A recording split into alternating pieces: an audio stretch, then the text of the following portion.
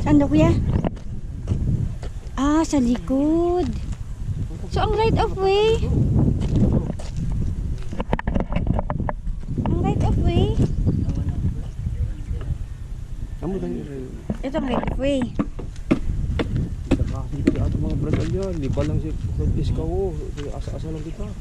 Kapag, yan, may gulo, limpya kita. Pero si,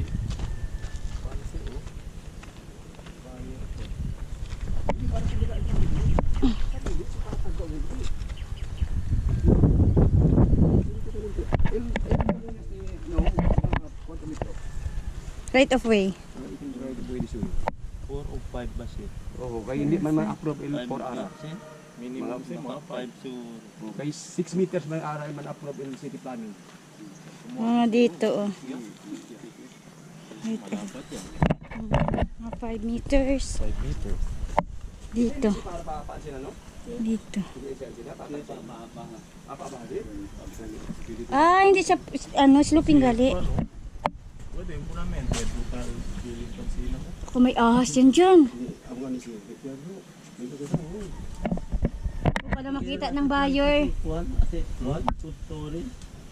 Hindi, Parang naman feeling. depende na. Ilang square meter? Story. Akin, Underground na tele. LD to yung no, 150. Big mo lang.